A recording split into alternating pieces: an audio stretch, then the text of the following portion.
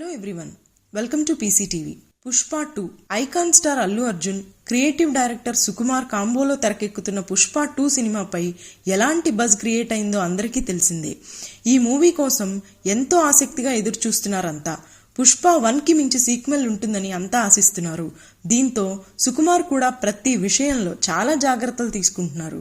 Bit to bit 1కి 2 సార్లు check చేసుకుని మరీ షూటింగ్ చేస్తున్నారు. మరో 3 నెలల్లో ఈ సినిమా రిలీజ్ కానుంది. ఇక విడుదలకి సమయం దగ్గర పడుతున్న వేళ ఈ సినిమా టీం నుంచి ఒక కీలక టెక్నీషియన్ తప్పుకున్నట్లుగా జోరుగా ప్రచారం సాగుతోంది. ఎడిటర్ యాంటోనీ రూబెన్ ఈ మూవీ నుంచి వైదొలిగినట్లు తెలుస్తోంది. డేట్స్ సమస్యల కారణంగా ప్రాజెక్ట్ నుంచి ఫ్రెండ్లీగా ఆయన తప్పుకుంటున్నట్లు సమాచారం.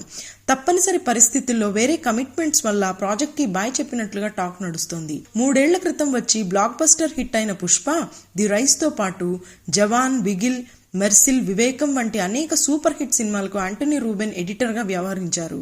అయితే పుష్ప 2 కాకుండా అట్లీ బాలీవుడ్ హీరో వరుణ్ ధావన్ కాంబోలో వస్తున్న బేబీ జాన్ సినిమాకు ఎడిటర్ గా వ్యవహరిస్తున్నారు యాంటోనీ. మరో చిత్రానికి కూడా ఇప్పటికే కమిట్ అయ్యారు. దీంతో ఎవరికీ ఇబ్బంది కలగకుండానే పుష్ప 2 నుంచి ఆయన తప్పుకున్నారు. అనుకున్న తేదీకి సినిమా రిలీజ్ చేయాలంటే యాంటోనీ రూబెన్ ప్లేస్ ని వేరే వారితో అర్జెంటుగా రీప్లేస్ చేయాలి. కనుక సుకుమార్ టీం కొత్త ఎడిటర్ విషయంలో చాలా ఆలోచించిందట. చివరికి నేషనల్ అవార్డు గెలుచుకున్న నవీన్ నూలీకి సుకుమార్ ఎడిటింగ్ బాధ్యతలు అప్పగించారని తెలుస్తోంది. ప్రస్తుతం ఎడిటింగ్ వర్క్ ను త్వరగా నవీన్ నూలీ పూర్తి చేస్తున్నారని కూడా టాక్ నడుస్తోంది. కాబట్టి మూవీ రిలీజ్ డేట్ విషయంలో ఎలాంటి చేంజ్ ఉండబోదని సమాచారం. అయితే నవీన్ నూలీ గతంలో సుకుమార్తో కలిసి పలు సినిమాలకు వర్క్ చేశారు.